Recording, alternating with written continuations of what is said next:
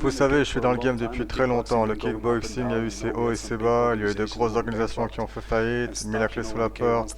Quand les K1 s'est arrêté, tout a changé. Le Glory est arrivé, j'ai arrêté de combattre, je suis allé en prison. Vous savez, ma vie est une putain d'histoire.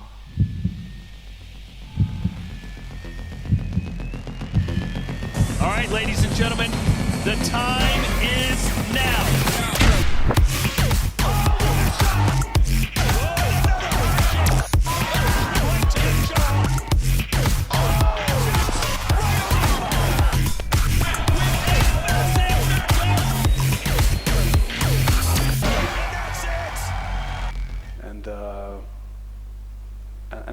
J'ai eu un manque de rythme, vous savez, pas de rythme, pas de combat.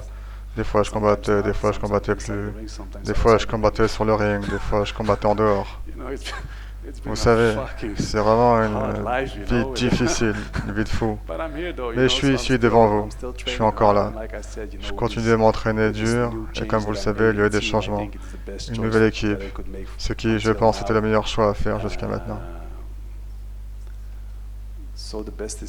Le meilleur est à venir et c'est le seul état d'esprit que vous devez avoir. J'étais vraiment excité. Vous savez, quand vous commencez à vous entraîner, vous voulez affronter les meilleurs combattants. Badr Hari est le meilleur, l'homme le plus dangereux de la planète. Donc c'était évidemment un peu comme un rêve pour moi. C'était. Aujourd'hui, c'est juste un combat. Ce sera juste un autre combat. Donc maintenant, je prends ça plus sereinement, vous savez. J'ai calmé mes émotions.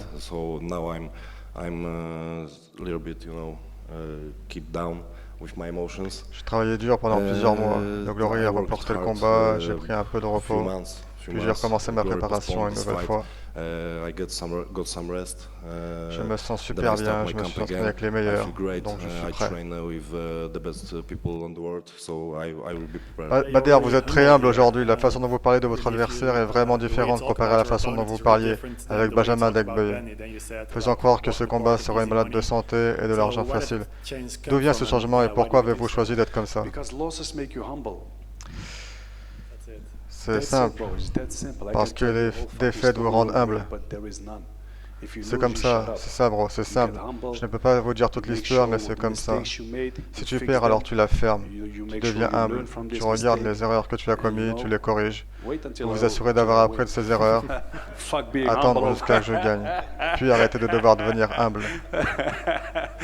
Plus de questions pour vous maintenant. Tous vos derniers combats étaient les mêmes. Vous débutiez super bien les deux premiers rounds, puis sont arrivées les blessures. Est-ce que c'est juste de la malchance ou c'est quelque chose d'autre? Non, je pense que c'est juste de la malchance. Quand vous allez au casino et que vous n'arrêtez pas de jouer, vous gagnez certaines fois et vous perdez d'autres fois. C'est la vie. Il y a plein de choses qui font que vous devez mettre en place. Vous pouvez vous entraîner super bien, manger super bien, vous pouvez bien dormir, faire ce que vous voulez, mais à la fin, c'est un corps que vous avez. Vous ne pouvez pas tout contrôler dans la vie. Si vous croyez en l'univers, en Dieu, en quoi que ce soit, c'est dans ses mains.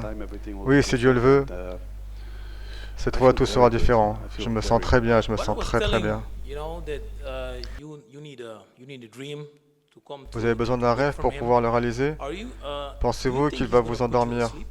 Oui, pensez-vous que Badr va vous mettre KO?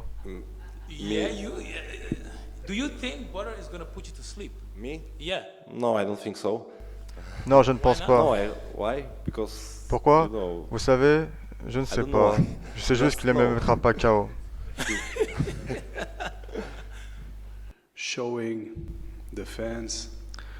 Je veux montrer aux fans que je suis de retour dans le circuit. Vous savez, j'ai changé d'entraîneur, j'ai changé entièrement mon équipe, tout a changé. C'était un pas très important dans ma carrière, c'était quelque chose de très dur à faire. Cela m'a pris du temps, mais je pense qu'après mon dernier combat, il est devenu clair qu'il fallait que je fasse des changements pour pouvoir réussir.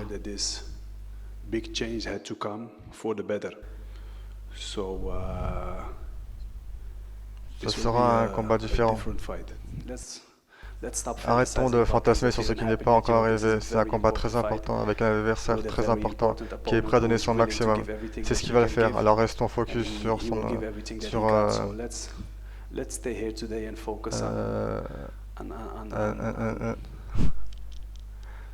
Vous avez un nom très difficile. Restons focus sur Arcadius.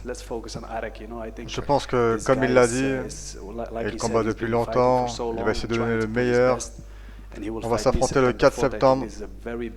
Je pense que c'est une très grosse étape pour lui et je sais que c'est un combat très important pour moi. Donc restons concentrés sur ce que nous allons pouvoir faire le 4 septembre. En tout cas, je pense que c'est un super combat.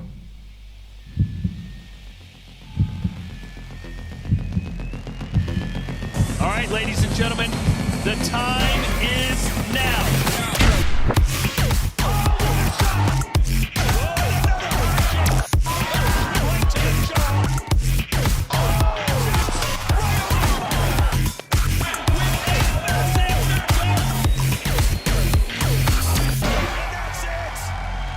Does it ever occur, Ne vous arrive-t-il jamais de penser que vous pouvez être celui qui mettra fin à l'histoire de Badr Hari? Badr's story, Badr's book, if you win? Oui, je pense. Je pense que quand je gagnerai, je mettrai fin, pas à sa légende, mais à sa carrière. Oui, je pense ça. Yeah, I think so. Yeah, I think I will in his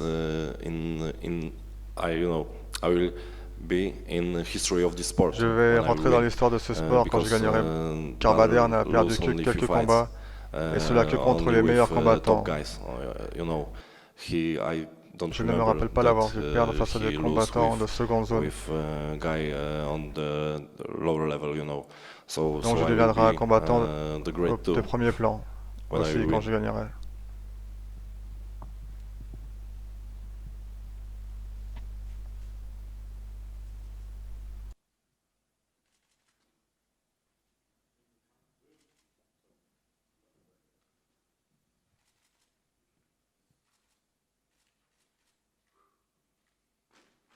Give them a round of applause, ladies and gentlemen. The two fighters in our main event, Badr Hari and Arek Rozhek. You know, I fought a lot of tough guys. I fought Semi Shield. He's like the father of all fathers, unbeatable. I knocked him out in a minute. I've seen strong guys. I fought Alistair Overeem. This guy is amazing, so strong. I knocked him out. I fought Ray Sefo. This guy is a legend, has a chin of steel. I knocked him out. When I win, a lot of things will change in the heavyweight division. Like I said, I want eternal glory. I want people to talk about me even when I'm gone.